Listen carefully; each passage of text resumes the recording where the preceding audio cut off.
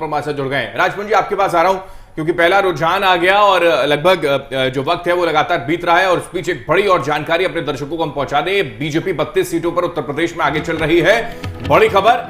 और समाजवादी पार्टी के जो कैंडिडेट्स हैं उनमें 19 सीटों पर समाजवादी पार्टी आगे चल रही है उत्तर प्रदेश में। हम जिक्र कर रहे हैं उत्तराखंड में, हालांकि फाइट जो है बीजेपी और कांग्रेस के बीच में लगातार जारी, जिसका जिक्र हरीश रावत भी कर रहे थे कि क्या सरकार तो खैर हम बनाने जा रहे हैं। राजपूत जी, क्या पहली प्रतिक्रिया फिलहाल रुझानों को लेकर?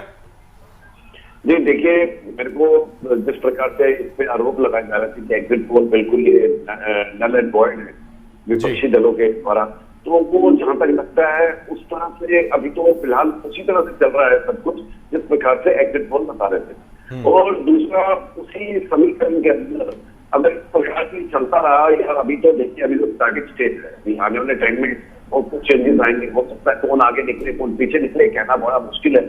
लेकिन इस प्रकार से जिस प्रकार से अभी डीएम के ऊपर आरोप लगाए गए, इस प्रकार से जो बोला गया कि ऐसा हो रहा है ईवीएम को लेके, और इस प्रकार से ईवीएम के ऊपर आरोप लगाना एक बहुत बड़ी बात है। एक और बड़ी खबर मैं रोक रहा हूं राजपूत जी आपको, 32 सीटों पर बीजेपी उत्तर प्रदेश के अंदर आगे, 19 सीटों पर समाजवादी पार्टी आगे चल रही है। ये बड़ी खबर, बीजेपी 32 सीटों पर और समाजवादी पार्टी 19 सीटों पर। जी राजपूत जी, अपनी बात रखें। जी जी जी जी जी तो ये इस प्रकार से देखिए, हम जो इस समय जब सामने आ रहा है, अभी तो खैर शुरुआती दौर है, अभी तो कुछ भी नहीं कहा जा सकता कौन आगे जाएगा कौन पीछे जाएगा। लेकिन जहां तक लगता है एग्जिट पोल को जिस प्रकार से रुझान आ रहे हैं एग्जिट पोल की तरह ही आ रहे हैं, और जहां तक लगता है कि बीजेपी अपनी जगह सशक्त है अपनी सरकार को लेकर, वहां से मुझे लगता नहीं कि वो डगमगा रही है। लेकिन हाँ, अभी थोड़ी देर और हम इंतजार करेंगे, अभी एकदम इस स्टेज पे हम कुछ नहीं कह पाएंगे। अभी समाजवादी पार्टी ने भी बहुत कार्य किया है उत्तर प्रदेश के अंदर, माननीय अखिलेश यादव जी ने भी बहुत अच्छा कार्य किया, सराहनीय।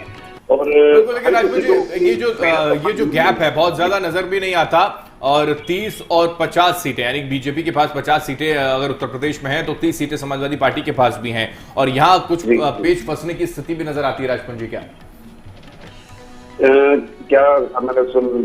कह रहे हैं आप?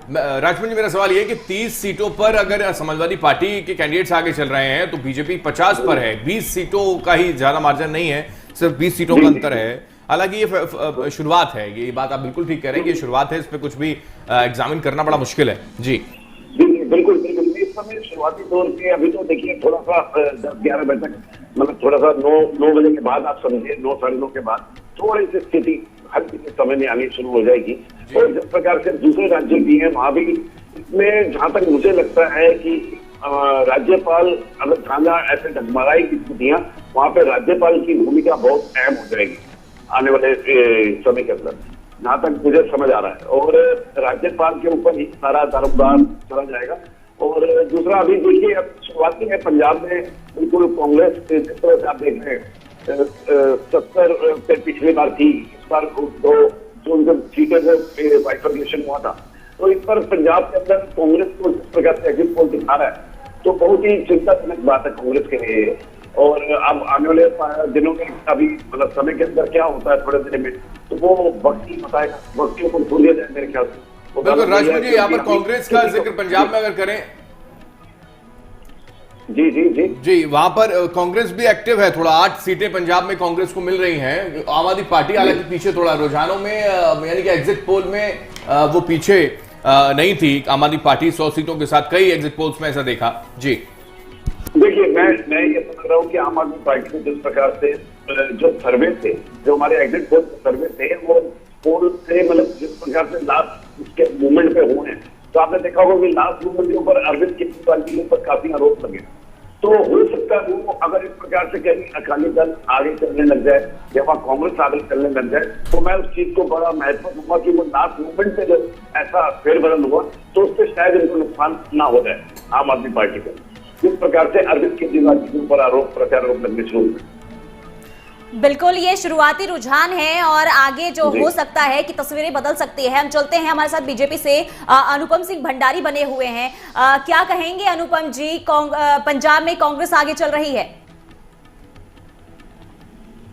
नमस्कार जी। सबसे पहले जितने भी आज हमारे प्रत्याशी है उनको मैं शुभकामना देता हूँ। और जहाँ तक बात है आज 5 राज्यों का जनादेश आ रहा है। और जैसे कि आपने बताया पंजाब आगे चल रही है। देखिए ये रुझान है, आने वाले समय में आपको धीरे धीरे स्थिति बहुत दृढ़ होती रहेगी। रुझान में उत्तर प्रदेश सीटों पे हम आगे चल रहे हैं। आज जनता जो है विकास के मुद्दों पे विचार कर रहे हैं। नेता